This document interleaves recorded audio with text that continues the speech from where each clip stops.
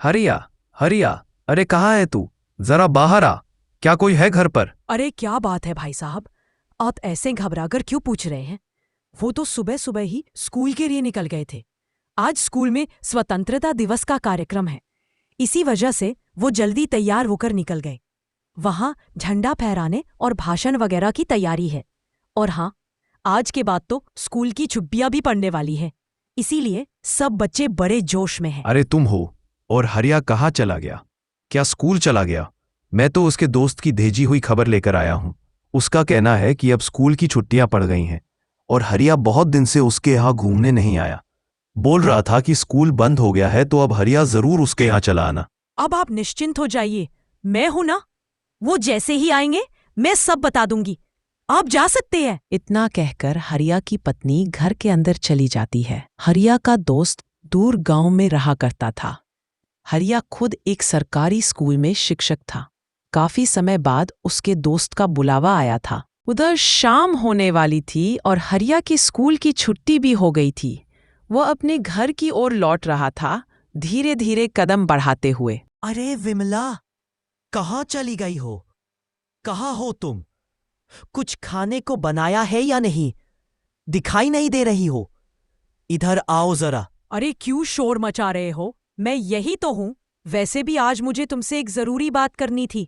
सरपंच जी आए थे, वो बता रहे थे कि तुम्हारा दोस्त तुमने शहर में कहीं मिला था। वो कह रहा था कि तुमसे मिले हुए काफी समय हो गया है और उसे तुम्हारी बहुत याद आ रही है। जरूर, वो मोहन ही होगा। इस बार तो वाकई बहुत लंबा अरसा हो गया मैं उसके घर नहीं जा पाया हूं। नाराज तो जरूर होगा वो मुझसे, लेकिन अब सोच रहा हूं इस बार उससे मिलने और थोड़ा घूम आने का ही प्लान बना लूं। एक ही तो सच्चा मित्र है आपका, जो हर वक्त आपका ख्याल रखता है। स्कूल की छुट्टियां भी शुरू हो चुकी हैं, तो ऐसा कीजिए, कुछ दिन मोहन के यहाँ घूम आइए। इस बहाने आप उनसे मिल भी आएंगे और आपका मन भी थोड़ा बहल जाएगा। दोनों को अच्छा लगेगा। तो फिर तय हो गया, मैं सुबह होते ही मोहन के घर जा रहा हूं।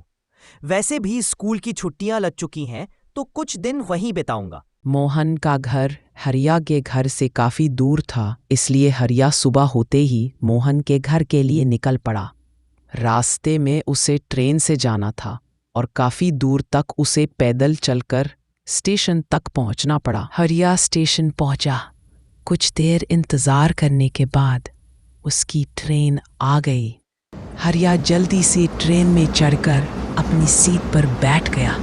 हरिया निश्चिंत होकर बैठ गया था, क्योंकि उसे मालूम था कि ट्रेन का आखिरी स्टेशन ही उसका ठिकाना है। उसके पास वाली सीट पर एक व्यक्ति बैठा हुआ था।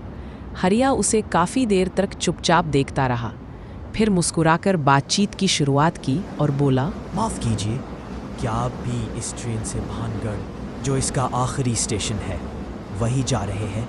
अरे नहीं, मैं तो भानगढ़ नहीं जा रहा हूँ। भानगढ़ तो इस ट्रेन का आखिरी स्टेशन है। आप निश्चिंत होकर बैठिए, वहाँ पहुँचते पहुँचते तो रात हो जाएगी। मैं तो बस 2 स्टेशन बाद ही उतर जाऊँगा, एक ज़रूरी काम है वहाँ। अच्छा, कोई बात नहीं, आप मेरी चिंता मत कीजिए। मैं पहले भी भानगढ़ जा चुका हूँ। बस यही सोच रहा था कि अगर ज़्यादा देर हो गई तो वहाँ जाते वक्त मेरे दोस्त के घर के लिए कोई सवारी नहीं मिलेगी। बहुत समय पहले की बात है, जब मेरे चाचा जी भानगढ़ में रहा करते थे, तब हम अक्सर उनके पास जाया करते थे। भानगढ़ की गलियों से लेकर वहाँ की हर एक चीज़ से हमें लगाव हो गया था। लेकिन जब से चाचा जी का देहांत हुआ, तब से सब कुछ बदल गया। अब वहाँ जाना ही छूट गया है। ना वो लोग रहे, ना वही माहौल, बस यादें रह गई हैं। स्कूल में अध्यापक हूँ और अब छुट्टियाँ पड़ गई हैं। भानगढ़ में मेरा एक बहुत पुराना दोस्त रहता है, बस उसी के पास कुछ दिनों के लिए जा रहा हूँ। चलिए, अच्छा है, मेरा स्टेशन तो आ चुका है। आशा करता हूँ कि आप अपने दोस्त से अच्छे से मिलकर वापस लौटेंगे। हरिया के साथ वाला मुसाफिर अपने स्टेशन पर उतर गया। अब ट्रेन में बहुत ही कम यात्री बचे थे और हरिया जिस डिब्बे में था वह बिल्कुल अकेला रह गया था। रात काफ़ी हो चुकी थी। तभी ट्रेन धीरे धीरे रुकती है और हरिया का स्टेशन आ जाता है। यहाँ पहुँचते पहुँचते अंधेरा हो गया। ना कोई सवारी है, ना घोड़ा तांगा। अब मोहन के घर तक मुझे पैदल ही जाना होगा। हरिया पैदल ही मोहन के घर की तरफ चल पड़ा। रास्ता बेहद सुनसान था। चलते चलते उसे अजीब अजीब सी आवाज़ें सुनाई देने लगी, जैसे कोई फुसफुसा रहा हो या दूर कहीं कराह रहा हो। हरिया घबराया मगर अनसुना कर आगे बढ़ता गया। तभी दूर उसे एक छोटी सी रहस्यमयी रोशनी दिखी। हरिया रुका, सांसें तेज हो गईं। हे भगवान, चलो कहीं तो कुछ दिखाई दिया। इतने अंधेरे में ये रोशनी, लगता है वहां कुछ है। शायद वो किसी चाय की दुकान है, और इतनी रात को भी दुकान खुली है। एक कप चाय पी लेता हूं, इससे थोड़ी थकावट कम हो जाएगी। फिर चलूंगा अपने दोस्त से मिलने। हरिया जब उस ढाबे के पास पहुंचा तो नहीं जानता था कि वो कब्रिस्तान के पास है। वो तो बस थका हुआ था और उसे एक कप चाय चाहिए थी, इसलिए बिना सोचे वहीं रुक गया।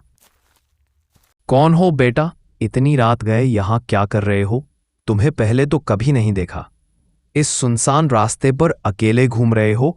सब ठीक तो है ना? हाँ काका, सब ठीक है।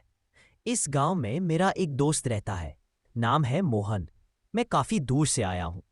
ट्रेन लेट हो गई थी, इसलिए यहां पहुंचते पहुंचते रात हो गई। मैं बहुत थक चुका हूं, बस एक कप चाय पीनी है। हाँ भाई, बैठो बैठो, चाय तो जरूर मिलेगी। वैसे भी इस जगह पर बहुत कम लोग आते हैं। पता नहीं तुम कहां से भटकते भटकते यहां आ गए। खैर, अब जब आ ही गए हो तो एक कप चाय पीकर ही जाना। एक बात बताइए, आप सब लोग यहाँ कब से हैं? इतनी रात हो गई है, अब यहाँ कौन आएगा? आपको तो दुकान बंद करके अब तक चले जाना चाहिए था। अरे भाई, क्या बताएं तुम्हें, हम लोग अब इस दुकान को छोड़कर कहीं नहीं जाते, चाहे भी तो नहीं जा सकते, क्योंकि अब यही दुकान हमारा घर बन गई है। एक बार बहुत तेज बारिश हुई थी और इस दुकान की छत पर बिजली गिर गई थी। उसी दिन से हम यहीं के हो गए। अब इसे छोड़ने का सवाल ही नहीं उठता। अच्छा, तो आपको लोगों को यहाँ डर नहीं लगता? अरे भाई, ये जगह तो वैसे ही सुनसान है, ऊपर से पास में कब्रिस्तान भी है। रात के इस वक्त यहाँ होना तो और भी अजीब लगता है। आप लोग हर रोज यही रहते हैं क्या? अरे हम लोगों को किस बात का डर? वैसे भी सब लोग बुरे थोड़ी ना होते हैं। आपने चाय पी ली हो तो अब चलिए, रात बहुत ज्यादा हो गई है। आखिरकार हरिया मोहन के घर पहुंच जाता है। मोहन उसका बेसब्री से इंतजार कर रहा था। मोहन उसे चाय पीने के लिए कहता है, लेकिन हरिया मना कर देता है। अरे यार, तू तो पहले चाय का दीवाना था, अब क्या हो गया? चाय नहीं पी रहा तू? सब ठीक है ना? रास्ते में जो ढाबा पड़ा था ना कब्रिस्तान के पास, वही चाय पीकर आया था। इतनी जबरदस्त चाय बनाई थी उसने कि अब तो दोबारा चाय पीने का मन ही नहीं हो रहा है। क्या कह रहे हो तुम? कब्रिस्तान के पास वाले ढाबे की बात कर रहे हो? अरे पागल हो क्या? वहां तो अब कोई ढाबा है ही नहीं। कई साल पहले वहां बिजली गिरी थी और ढाबा पूरी तरह जलकर राख हो गया था। सुना है उस हादसे में जितने लोग थे सब मारे गए, और तब से लोग कहते हैं कि वहां भूतों का साया है।